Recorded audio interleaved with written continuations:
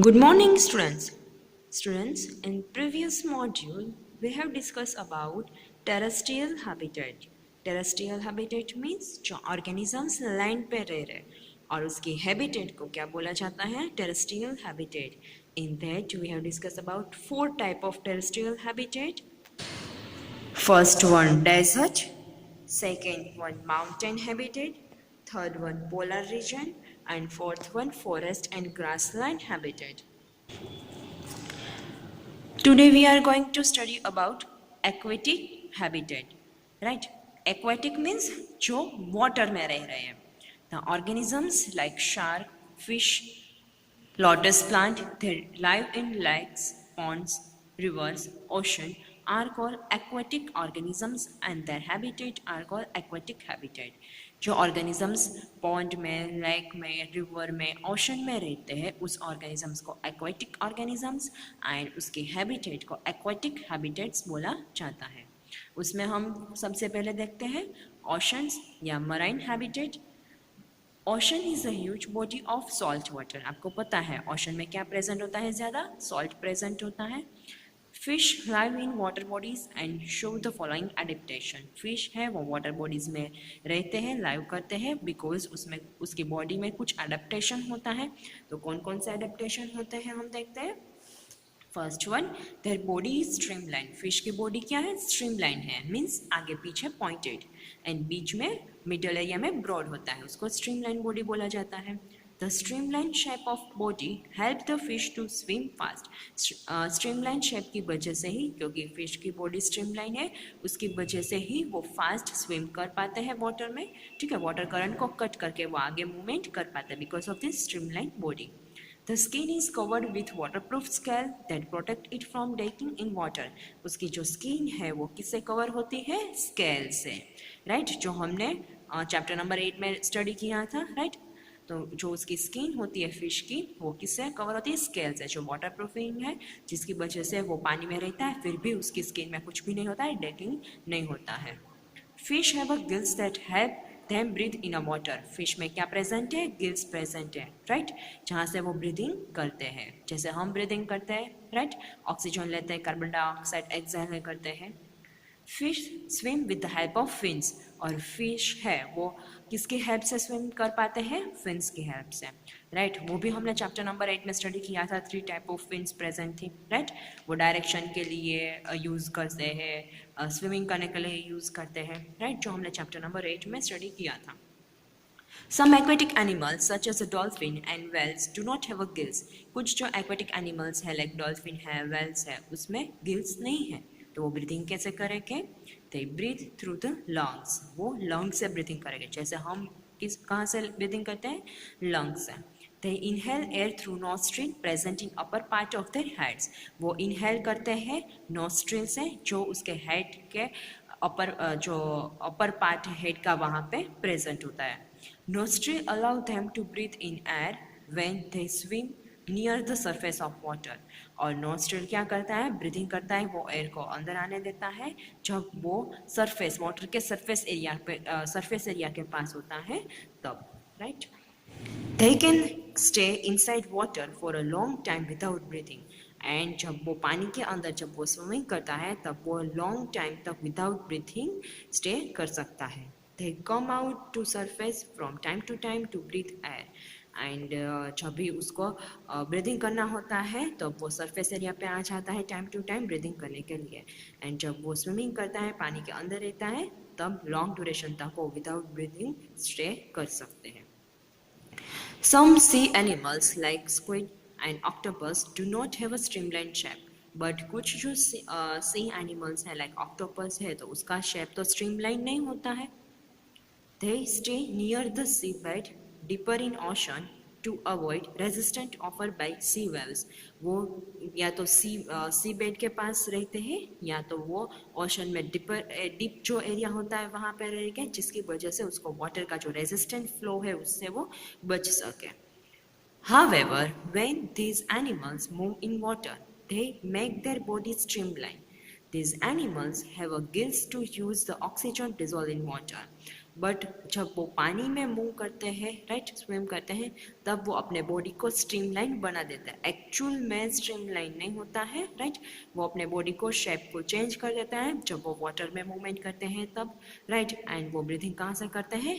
Gills से, right, और gills से डिजोल्व ऑक्सीजन जो वाटर में प्रेजेंट होता है वो इनटेक करते हैं, राइट। तो हमने फिश के बारे में देखा, डॉल्फिन एंड वेल्स के बारे में स्टडी किया, एंड ऑक्टोपस जिसका पहले से स्ट्रीमलाइन बॉडी नहीं है, बट जब वो पानी में मूवमेंट करते हैं तब वो अपनी बॉडी को स्ट्रीमलाइन बना देते हैं, या तो वो ओशन में या वाटर बॉडीज में डीप एरिया में रहेंगे, जिसकी वजह से जो वाटर का रेजिस्टेंट फ्लो है उससे वो बच सके। Next one, pond and lake, fresh water habitat. ये मराइन हैबिटेट क्यों ओशन को बोला जाता है? बिकॉज उसमें सॉल्ट प्रेजेंट है, पॉन्ड एंड लेक में नहीं है, इसलिए फ्रेश वाटर हैबिटेट बोला जाता है। अ पॉन्ड और lake is a smaller fresh water bodies as compare to sea and ocean. Sea and ocean के कंपेरिजन में पॉन्ड एंड लेक जो स्मॉलेस्ट फ्रेश वाटर बॉडी है, right. A large variety of aquatic plant grow in pond, lake and rivers. फिर भी वहाँ पे large variety of जो plants हैं, एनिमल्स हैं, वो रहते हैं, राइट, वो वहाँ पे प्लांट ग्रो करते हैं पॉन्ड एंड लेक में। Two common type of aquatic plant are floating plant and submerge plant. यहाँ पे दो कॉमन जो एक्वेटिक प्लांट होते हैं पॉन्ड्स एंड रिवर में, that is the floating plant and submerge plant. सबसे पहले देखते हैं फ्लोटिंग प्लांट क्या है। Floating plant means this plant float freely on water, for example water हाइथिंग। ये जो आपको नाम से ही पता चल जाता है, फ्लोटिंग मीन्स जो पानी में फ्लोट करता है। ये जो प्लांट है वो फ्रीली वाटर में, वाटर के ऊपर फ्लोट करेगा, राइट, लाइक वाटर हाइथिंग। Some aquatic plants like lotus, water lily have their root fixed in the soil below the water. And कुछ जो एक्वेटिक प्लांट है लाइक लोटस है, वाटर लिली है, उसके जो रूट है वो सोइल के साथ फिक्स होते हैं, राइट, वाटर के अंदर। This root are much reduce in size, their main function is to hold the plant in a place. उसके रूट बहुत साइज में कंपैरिजन टू जो नॉर्मल प्लांट के रूट है उसकी कंपैरिजन में बहुत उसकी साइज छोटी होती है, बट उसका मेन फंक्शन है वो प्लांट को होल्ड करके वहाँ पे वाटर में रखते हैं, right. The stem are long, hollow and light. उसका स्टेम होता है वाटर लिली का या लोटस का, वो बहुत लॉन्ग होता है, राइट, एंड होलो मीन्स उसका वेट बहुत कम होता है, बीच में ऐसा एम्प्टी होता है, एंड लाइट वेट होता है। This leaves are covered with the waxy cotton that makes them waterproof. And leaves होता है वो वैक्स उसके लीव्स के ऊपर वैक्सी कॉटिंग लेयर प्रेजेंट होता है, जिसकी वजह से एज अ वाटरप्रूफ का वो काम करेगा, वो पानी में भी रहता है, फिर भी टैगिंग नहीं होता है, right. Next one, submerged plant. This plant remain completely submerged in water. Submerge means डूब जाना, सिंक हो जाना। ये जो प्लांट है, इस टाइप के प्लांट है, वो completely वाटर के अंदर सबमर्ज होता है। For example hydrilla and vallisneria. In submerged plants such as hydrilla and Valencia, the leaves are thin, ribbon-like and highly divided. इसके जो leaves होते हैं वो thin होते हैं, ribbon-like। क्रिसमस ट्री के leaves कैसे होते हैं, right? उसके जैसे ribbon-like structure होता है and highly divided होते हैं। Such leaves allow water current to pass through them without damaging leaves। और ये इस leaves में से वो क्योंकि completely submerge होता है पानी के अंदर, राइट, तो वाटर करंट उस leaves में से पास हो जाता है, फिर भी उसको leaves को कुछ भी नहीं होता है, प्लस डिकिंग भी नहीं होता है, बिकॉज वैक्सी कॉटिंग भी प्रेजेंट होता है, राइट। तो ये टू टाइप के एक्वेटिक प्लांट प्रेजेंट होते हैं, सबमर्ज, आइदर सबमर्ज या फ्लोटिंग। फ्लोटिंग मीन्स वो वाटर के ऊपर फ्लोट करेगा, एंड सबमर्ज मीन्स वो कम्प्लीटली वाटर के अंदर सिंक रहता है। Next, adaptation in frog. Frog usually live in ponds, they can stay inside the pond water and also move on land। Frog में ड्यूल सिस्टम प्रेजेंट होती है, right, वो land पे भी मूवमेंट करता है एंड वाटर में भी रहता है। They have a following adaptation, they have a webbed feet that help them swim in water। Web means ऐसे देखो, फिंगर के बीच में स्किन प्रेजेंट होती है, उसको वेब फीट बोला जाएगा, राइट, जिसकी वजह से वो वाटर में स्विम कर पाते हैं। they have a long and strong back leg that help them in hopping on the land for catching that pre, और उसके जो बैक लेग होते हैं वो बहुत लंबे होते हैं, राइट, जिसकी वजह से हॉपिंग मीन्स ऐसे ऐसे वो कूद के मारते हैं ना, उसको हॉपिंग हॉपिंग बोला जाता है, राइट। तो वो लैंड पे अगर उसको हॉपिंग करना है, प्री को कैच करने के लिए वो छोटे छोटे एनिमल्स को ईट करते हैं ना, राइट, लाइक इंसेक्ट है, मॉस्किटोज है उसको, तो वो उसको प्री को अगर उसको कैच करना है तो वो हॉपिंग करके लैंड पे कैच कर लेता है, right, because of this back leg उसके बड़े होते हैं। Next, acclimatization. Have you ever visited any hill station or any mountain region? If yes, you might have experienced difficulty in breathing and doing physical exercise for a few days. Right. आपने कभी hill station या mountain area पे गए हैं, वहाँ पे जैसे आप ऊपर जाओगे तो आपको ब्रीदिंग में डिफिकल्टी होगी, right, but after few days your body get adjust to conditions at high mountains. The changes that take place in a body of an organism to adjust in the surrounding are called acclimatization.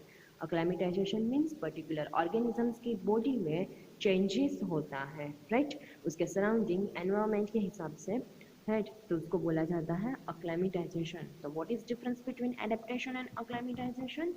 Adaptation refers to change that take place over a long time period, but acclimatization refers to change in organisms that take place over a short period of time. Adaptation एक long duration process है, right? Adaptation में genetic, chemical और physical changes होता है और it leads to an evolution, but acclimatization refers to a short period of time, refers in changes in physical condition, physical state of living organisms that is not permanent and does not leads to an evolution, right? But adaptation में evolution possible होता है और ये generally permanent भी हो सकता है adaptation, right? तो ये डिफरेंस है adaptation and acclimatization में, राइट स्टूडेंट। तो यहाँ पे हमारा चैप्टर नंबर 9 खत्म होता है, राइट।